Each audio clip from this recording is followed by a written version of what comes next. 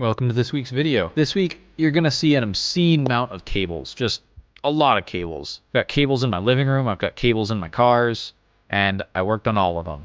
Technically, the Volvo's taillight has a cable, so I'm gonna throw that into the same category too. On Sunday, instead of actually being productive, I make myself feel like I'm being productive by making a list. Let's get right into it with a time-lapse of me working on the Crown Vic. And you might notice, if you're very astute, that there's no audio playing right now. I'm not explaining what I'm doing. That's because past me was an idiot and didn't turn on his mics. So just enjoy this beautiful time lapse in silence without having to listen to the pain of my stupid voice constantly in your ear.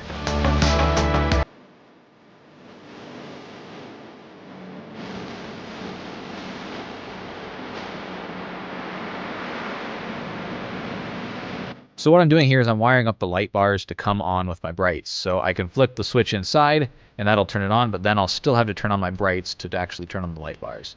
That's it. All right, so now my brights function as normal, but if I flip this switch, now the front lights come on with them. Now they're back to normal. Now if I flip this switch, then the roof bar lights function with them, and then I can obviously do both. Nice. So now the only thing I have left to do is to extend the wires of these three things up to fit in these holes right here. And then I think I'll be done for the night. First, I need to do a little bit of electrical taping and a little bit of cable management.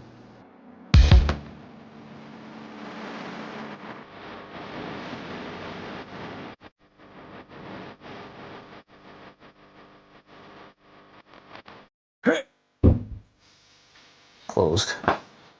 Okay, now I gotta rewire the switches inside.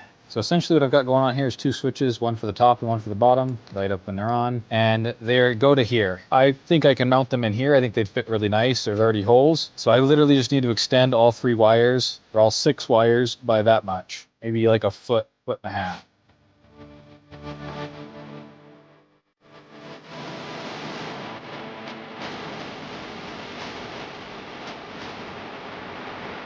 We have an extended switch now. Let's see if I can get the wires up through here now. There does seem to be some sort of wall there. This is not going to be terribly easy. An alternative would just be to drill a hole right there. I think I'm going to do that. You know, it sure is fun to have a car that you can just drill a hole into when you need to. Maybe if I just shove enough wire through, it'll show up. I think that might be wishful thinking, but hey. Yeah, I think I'm gonna just leave them there for now. The whole goal of this was to make it so I had to access them less, so I really don't need them up there as much anymore. Eventually, maybe I'll get them mounted right there. That'd be really nice, but for now, right there is fine. Maybe I should just put them right here. I got the drill bit. Oh no, that's all blocked off with plastic too, jeez. But at least they're wired up to the brights now, so I don't have to ever touch the switches, really.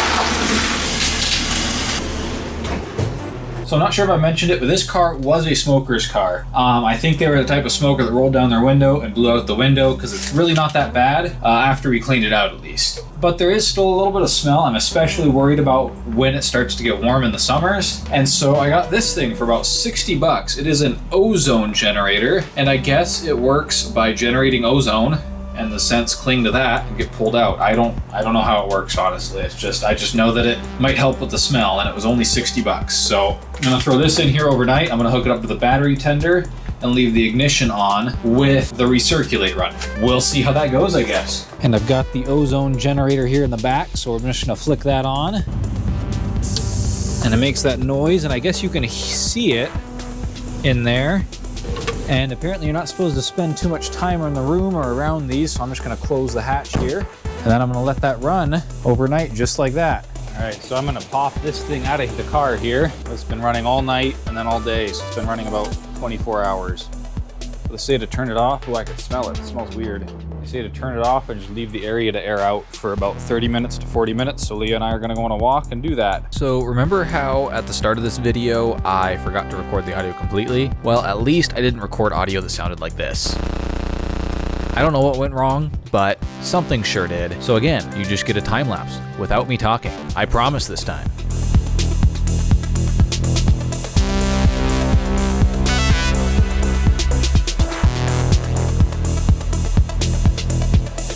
What you see here is me showing off a crack in the taillight. It was specifically advertised as not having any, but it was packaged really, really poorly. And so this is how it arrived. I contacted the seller and asked for a $70 refund, which would have resulted in me paying $17 for the taillight. However, they declined, saying they'd rather claim shipping insurance. So I initiated a return. I thought I was gonna have to send it back and put in a third taillight. However, just today, as I'm editing this video, I got a message that I got a full refund without needing to send it back. So that's a huge bonus. I'll just leave this thing in here unless it gets clouded up or something. I have this nice cable organization set up here, as I've shown before.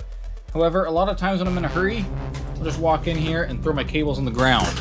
So we're gonna take care of that really quick.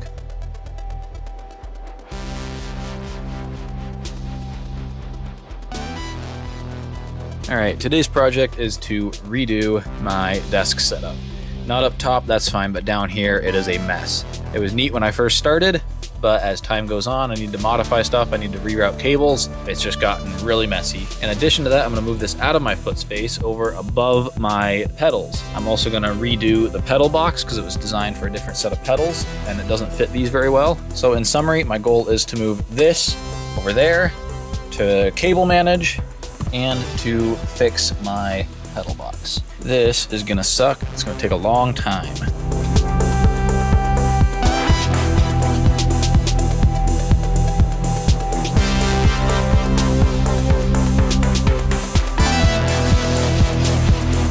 I've extracted all the cables that aren't attached to something up above. I've plugged all the monitors and stuff that's attached up above back in, since I don't need to mess with those. So now I need to start extracting this whole wheel setup from the corner here. I don't know how easy or hard that's gonna be, but enjoy watching me struggle. Fun fact, this chair is from my RSX. It's a little torn up, so took it out of the car, using it here. I've been reminded that the shower curtain rod that is holding up my light and my lighthouse for VR is attached to this thing. So I will need to temporarily take that down, which is nerve-wracking.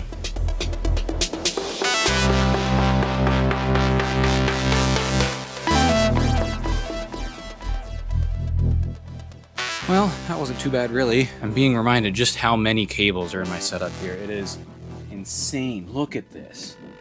You know how they say airplanes have like enough cable in them, enough wire in them to go around the world 3 times? I think I might be able to make it around 4 times. I suppose I should explain one of the reasons I need so many cables. I have 4 monitors and I work from home, which means I need to go between my work laptop and my desktop. I use KVMs for that, which allows you to instantly switch between 2 different computers to the same monitors. So that means I need to have a cable running from each monitor to the KVM. That's 4 cables. I need to have a cable running from the KVMs to each computer. That's another 4 per computer. So that is 12 cables alone. Not to mention all the USB for my racing wheel. It's just, I am in disbelief every time I take this apart. So I think the next step is to modify the racing wheel stand to hold the computer and fit the pedals. All right, we have successfully extracted this thing from my setup. Let me go put on some shoes and then we'll figure out what I want to do here. All right, so essentially what I want to do here is just build 4 legs up so my computer can sit on top of it. I think it'd be easier to first modify this thing for the pedals. Thinking I can just remove the bottom bar here, maybe move it, maybe just leave it without one, because when you're pushing on the pedals, you're pushing away from you anyways. As you can see, this is what I did. I just moved these closer and down and got rid of the bottom one entirely. I considered putting the extra piece between here, but then I was lazy. Now I need to work on building a platform for my computer to sit on up here.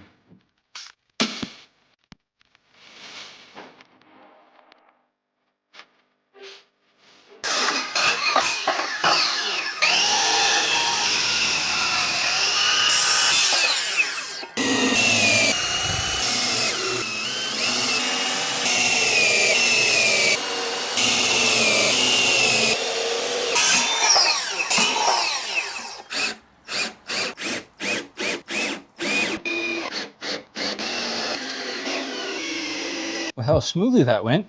You'd almost think I was a professional, but then you'd look at the end result. I suppose the main question is, does it work? I would say that PC is held up off the ground.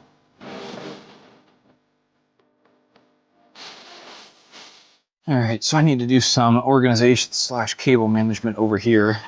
before I put that thing back.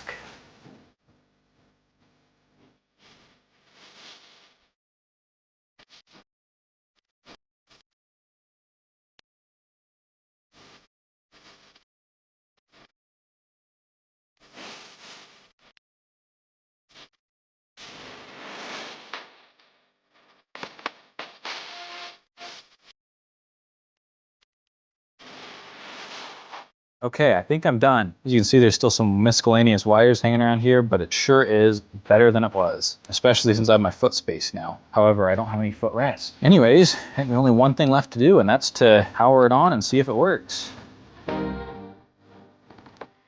And as you can see, I of course got it done. First try. Nothing fiddly happened, it just booted right up. There were a couple of issues that I just took care of instead of recording them. The desk was too far over towards the wall, so the computer stuck up too high, so we just moved the glass top over a little bit, and now the computer fits. Actually, I think that was just about the only complication, but it did take me, time is it now, about 6? I think I started around noon, so it took me about 6 hours to do all that. And this is why you're not seeing the Volvo's parking sensors get fixed. Well, I'm gonna tidy up off camera. I'm pretty darn happy with that. So this weekend I spent 6 hours on Saturday cable managing, as you saw. And then on Sunday it was Pokemon Go Community Day. And I'm still new to Pokemon Go, but that just means there's a bunch of one type of Pokemon out there, so you can catch a bunch of them, you get a really powerful one. Anyways, so that's what Leah and I spent doing on Sunday. That means I did not get to the Volvo's parking sensors. I should do that next week though. Instead of actually being productive, I'm going to feel like I'm productive by making a list. And the goal of this list, what's at the bottom, is the Loyale. The Loyale needs quite a bit of work. It needs the rear main seal replaced, as well as some work on the climate controls to make the heat work properly. And so the goal of this list is to put everything I need to do in order with fixing the Loyale being at the bottom of that. Because I want everything else to be nice and running really well before I work on the Loyale, because that's gonna be in here for quite a while being worked on.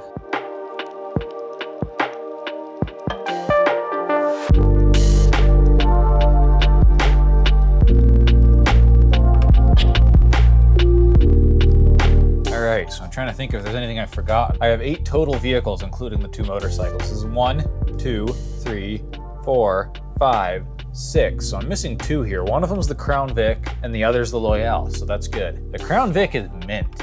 It doesn't need anything. So I think next we need to make the Loyale list. So there's a very specific order of operations for the things I want to do on the Loyale, such as I want to resolve the issue with the climate controls not changing from bi-level to defrost. That should be fixable before I pull the engine out, and so I want to get that diagnosed and fixed while I know how the rest of the car is running. Climate control controls, that's first for sure. The other thing is that the heat doesn't work, and so there's a number of things. I found a forum post that lists a bunch of things to try in order of difficulty.